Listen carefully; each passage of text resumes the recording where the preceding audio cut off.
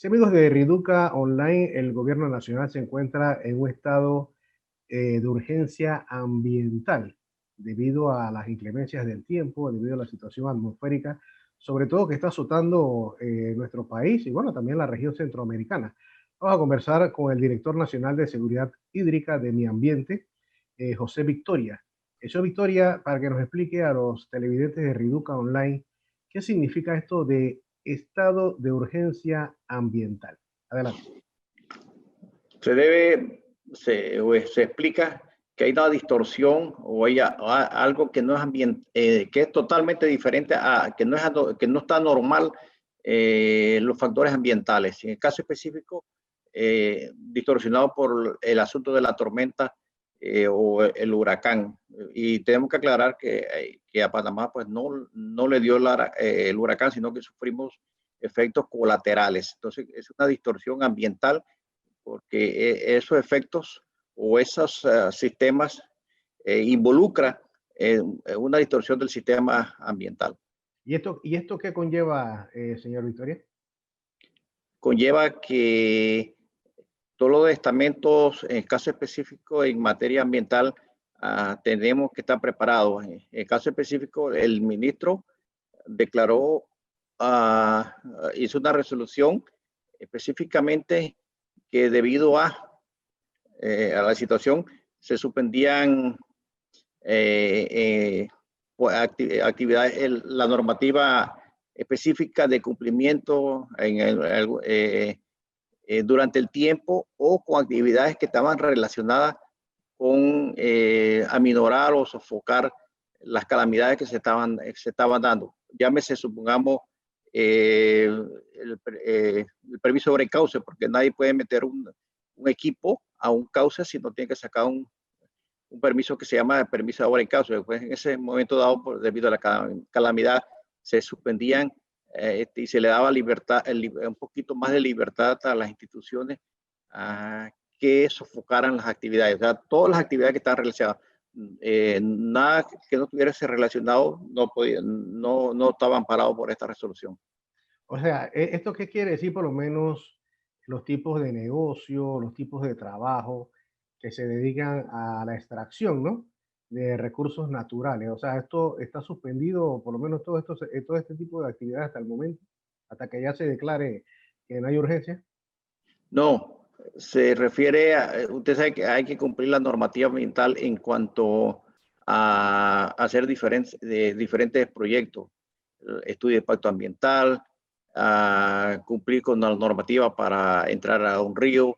En este aspecto se refería a las actividades que estuvieran completamente relacionadas. No quiere decir que a nivel para extraer materiales, eso no tiene alcance, que está suspendido, sino es meter un equipo, una pala, un tractor, un camión para sacar material, las tucas de madera, apartarlas, cortarlas, transportarlas.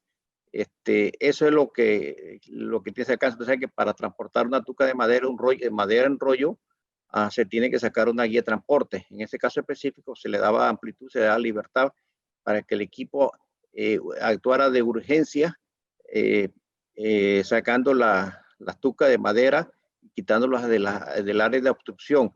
Y para entrar a los equipos a los ríos, a cualquier río, tiene que sacar un permiso que se llama obra en cauce, que tiene que presentar una serie de documentación. En el caso específico, pues se daba la libertad para que esas actividades estuvieran tendientes para atender la urgencia. Ninguna otra actividad que no estuviera relacionada. Sí, nos imaginamos también que las áreas protegidas que son visitadas por los turistas o por nacionales, me imagino que esos lugares están suspendidos, ¿no? Estaban suspendidos desde el punto de vista de seguridad para las personas, pues, por la caída de un árbol, quedar atrapado y trajese la distracción de la entidad de salvamento para irlos a rescatar, a la vez también para salvaguardar su integridad física. Sí, usted es director nacional de seguridad hídrica. Coméntenos lo que usted ha observado, los informes que le han dado sobre los aguaceros, sobre el comportamiento de los ríos ¿Qué informe maneja usted, señor José Victoria? Sí, miren, no es que me han dado informe, yo estuve desde el domingo pasado hasta el día viernes en sitio. Llevaba un equipo de Panamá y otro equipo allá en Chiriquí y otro de la comarca. Ambos se juntaron 4 drones, recorrimos el área. Entonces, que es muy difícil llegar en forma manual, pero si tú tiras tira un dron, tiene alto alcance. ¿Y cuál era el objetivo? El objetivo era ver la huella, dónde se daba, a qué se debía el área, supongamos. Eso nos permitió evaluar y planear el por qué se dieron. Si quieres, te puedo comentar Sí, coméntenos. cada uno de estos eventos. Supongamos la cuenca Chiriquí Viejo, en el área de Cerro Punta y drena hacia los distritos de Barú, Alange, Renacimiento, empezando de la parte alta. Está surcado por 2 áreas protegidas, lo que es el Parque Nacional Volcán Barú y el Pila. Es un área boscosa con ciertas actividades en la parte periférica, de actividades de personas que tenían sus propiedades antes de que se declararan áreas protegidas, las cuales se le permitió mediante un manejo. Okay. Seguimos bajando de la cordillera hacia abajo, encontramos las áreas de cultivos. Entonces vimos eh, el uso de la tierra sí está un poquito o un poco desordenado, pero tenemos que empezar primeramente, y lo que quiero aclarar, este fue un fenómeno que no es usual, que está dentro de los márgenes que no es fácil de manejar. Te explico. Si toda la cuenca estuviese intacta, virgen, de todas maneras hubiéramos tenido problemas, no con la magnitud que te voy a explicar. Entonces, por decirlo así, supongamos que la cuenca tuviera totalmente virgen, hubiéramos tenido problemas, por decirlo, en una magnitud de 3, con las actividades que te voy a esbozar, de uso suelo, de uso extremo del suelo, de las actividades de construcción y otras. Los problemas se multiplicaron quizás por 10 o más. Me refiero en el sentido de que hay actividades hortícolas de cultivo limpio en pendientes extremas, con cierto nivel de conservación del suelo, con otros no, pero lo importante es que había cierta deficiencia en el manejo de las aguas de escorrentía, que a veces volcaban, o algunas parcelas volcaban al filo o por la pendiente. Sobre todo donde se inician los problemas, la problemática del margen, bajando del río Chiriquí Viejo en el margen izquierdo, desde más o menos de el gimnasio de Cerro Punta hasta el Hotel Bambito. Esa área altamente usada para la horticultura. Los deslizamientos o los materiales de deslave se inician en el área boscosa. Hay deslizamientos, tenemos registrados en la área boscosa y en las partes hortícolas. En las partes hortícolas, agrícolas de uso de la tierra, hay más, inclusive. Entonces, también había un factor que tú encuentras en el uso de la tierra, que son el uso de los invernaderos. En esa área, en esa zona, esta parte izquierda, hay aproximadamente más o menos 46 hectáreas en invernadero. Te puedes imaginar que los invernaderos es como si tuviéramos unas ciudades en el campo, porque están impermeabilizando los suelos, están cubriéndolos de plástico.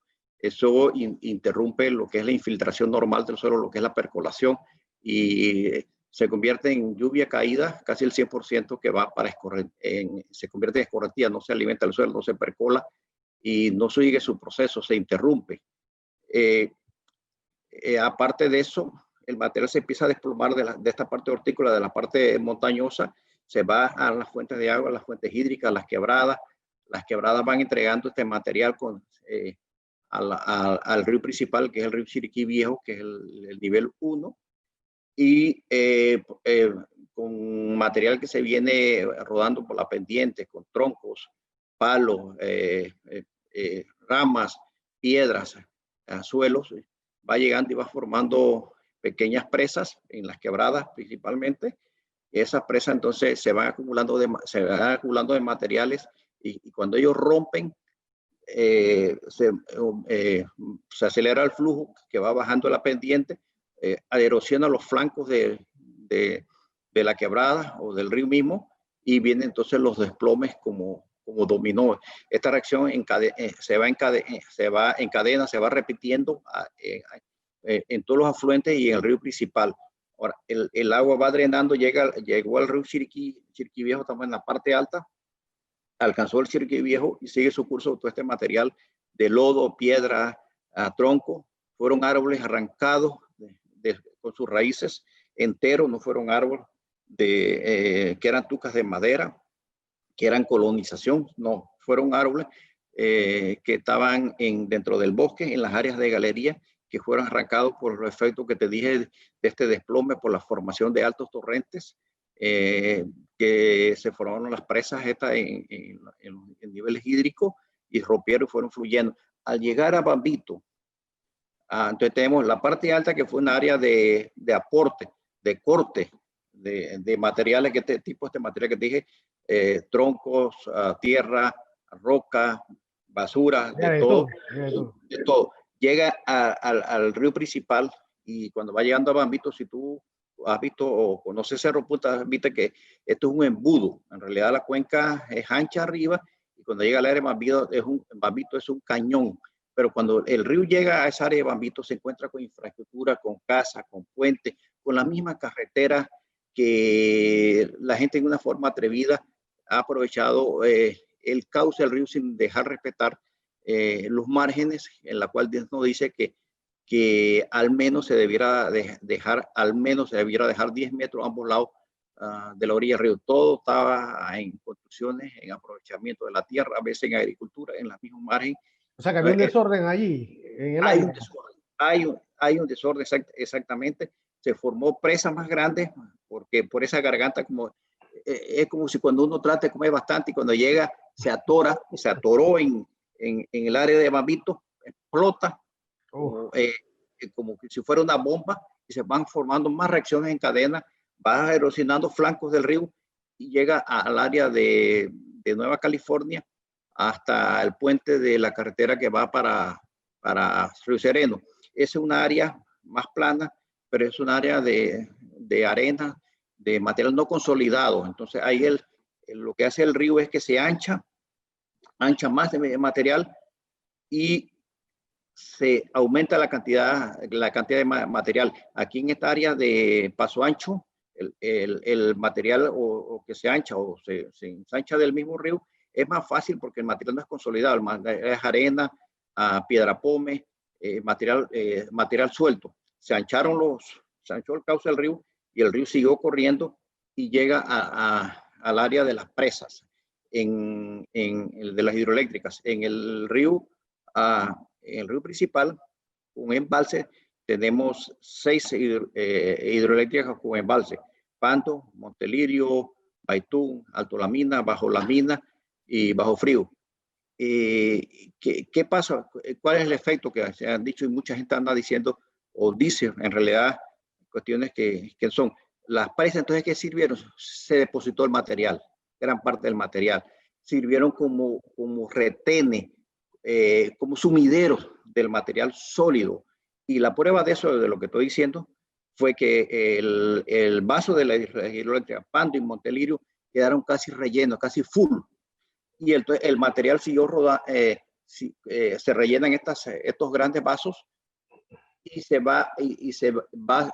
continúa en cascada hasta llegar hasta la última, que es el Bajo Frío. Si no hubieran estado estos vasos ahí, que son estas presas, que son materiales que contenieron el material, todo este material hubiera parado aguas abajo y el problema hubiese sido peor. Wow. Porque, mira, empezar un poquitito.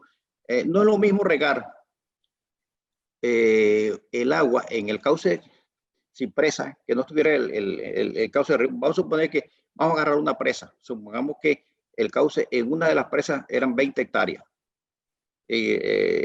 Tenía 10 kilómetros de ancho por un largo. Supongamos que esa área es 10 hectáreas. Ahora, ¿cuánto vamos a tener? 120 o 200 hectáreas, que es el espejo de un embalse. Toma un espejo, riegue 5,000 galones de agua, lo que sea, el agua se va a regar y va a...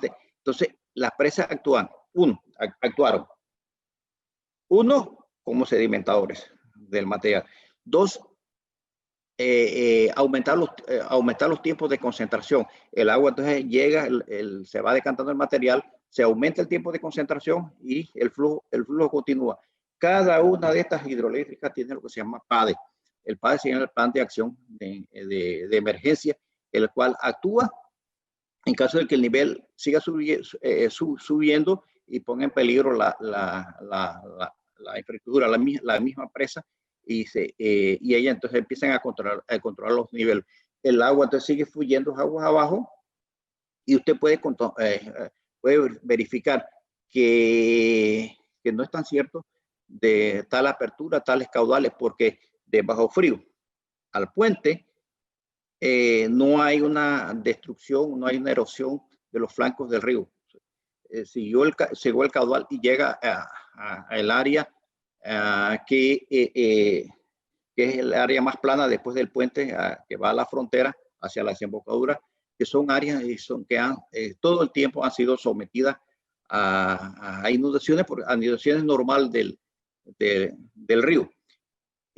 Vemos entonces que con los 6 vasos se invirtió, porque antes la área baja era la zona de deposición, arriba la zona de corte, la área de Bambito y la área de Paso Ancho eran zona de transporte, y la zona de deposición, que era de las partes planas, que era abajo, donde se iba a formar los meandros, etc. Ahora el área de deposición fueron los vasos mismos de las hidroeléctricas. ¿Qué pasa en Hornito, en Valle de la Mina? En Valle de la Mina hay unas alcantarillas. La primera, que fue una alcantarilla de cajón, y la siguiente, que es una alcantarilla de tubos. El material se desprende de las faldas del cerro Hornito, en la cual baja la quebrada La Mina. Y se taparon, me imagino. ¿Cómo dice? Me imagino que se taparon. Sí, viene con troncos enteros. Exacto. Se lo llevó tronco entero. Y esa área, esa cuenquita de la mina, esa parte, no hay actividades agropecuarias prominentes. Casi todo es bosque virgen. Pero el flujo se vino y tapó la alcantarilla de cajón. El material siguió, le dio a la alcantarilla, a la otra alcantarilla, que hay otra quebradita ahí mismo, y el material se dio y se fue el deslave. En la área indígena. En el área indígena son fenómenos que se llama solifluxión. ¿Qué tema pasa? Tenemos en el área indígena y en el área de Hornito algo parecido. A diferencia que en el área indígena, como Cerro Algodón y otros cerros que se dieron, ocurre un fenómeno de solifluxión. Las arcillas tienen una gran capacidad de absorber agua, y van absorbiendo agua, hasta que pasan de estado sólido a estado líquido. Y porque además que en algunos deslizamientos había flujo de agua subterránea, etcétera, y se formaron fenómenos. El asunto es que ha llovido una gran cantidad de lluvia. ¿Qué pasó con Soloy? Que es la cuenca del río Fonseca. ¿Qué es Soloy? Es un pueblo que está alineado dentro del margen mismo del río Fonseca. Se asentaron lo mismo que en Bambito. Y la prueba es que lo que se barrió, que lo tenemos contabilizado, la cantidad de hectáreas, ¿verdad? Que va a aparecer un informe técnico. Arriba de la capa de sedimento, donde estaban las casas, había el material de canto rodado que demuestra que eso es cauce. Lo que pasa es que, amigo periodista, que los ríos en su forma natural tienen una forma de correr. Y usted ha visto las curvas que hacen los ríos. Ellos van depositando materiales o depositan en el centro. Cuando ellos mismos se obstaculizan y que no pueden correr, ellos cambian de lugar y van migrando. Entonces, eso se le llama llanura de inundación de los ríos. Las llanuras de inundación de los ríos, áreas peligrosas que no debieran ser habitadas en la República de Panamá, ni en cualquier país del mundo, porque son áreas que están sujetas a inundaciones frecuentes. En el río Tabasará, que era arriba de la comarca, que hablé del Cerro Algodón y los otros cerros que por su influxión, son áreas bajas exactamente también que fueron a inundación. Mire, compruebe lo que en el río, la cuenca del río Chiriquí, donde está la represa Fortuna. Fortuna, en el río Chiriquí no hubieron inundaciones extraordinarias en la parte baja, no, porque todos los caudales propios quedaron retenidos en la parte alta por la presa del material de los altos caudales, y Fortuna no ha derramado.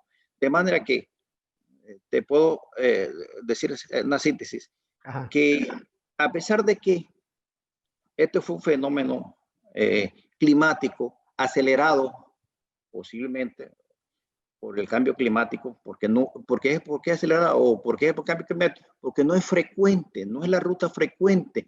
En Panamá nosotros nos agarramos desprevenidos, porque estamos acostumbrados que aquí nunca pasa nada.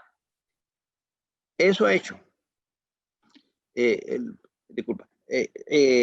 fenómeno climático, que hubiese igual problemas de deslizamiento con la cuenca no utilizada o no utilizada. Lo que pasa es que con la cuenca utilizada los problemas se aumentan. Entonces, número uno, ocurrió un fenómeno natural extraordinario, gran parte o posiblemente, o lo más seguro, asociado a un cambio climático que nosotros panameños tenemos que acostumbrarnos que esto va a seguir ocurriendo producto del desorden climático. Número dos, estábamos muy atrevidos invadiendo áreas de inundación de los ríos, llámese Mambito, llámese Soloy. Nosotros, como si fuésemos querer hacernos el harakiri y pararnos al frente del río con esas construcciones, o con los puentes o con las carreteras, retando al río. El río. ¿Y eso más o menos fue igual con los deslizamientos? Por lo menos en tierras altas. Los deslizamientos, ya digo, los deslizamientos, como te digo, hubiesen habido deslizamientos, pero menos si toda la cuenca fuera boscosa, pero se multiplicó debido a un uso extremo. Okay. Cultivo de la tierra, cultivo hortícola, cultivos limpios, sí tienen práctica de conservación del suelo, pero no tienen, no estaban implementadas las mejores prácticas, o no estaba masificado el control de erosión. Y hay cultivos sobre laderas que están muy inclinadas, que ninguna práctica de conservación de suelo que usted haga ahí va a poder ser posible controlar la erosión.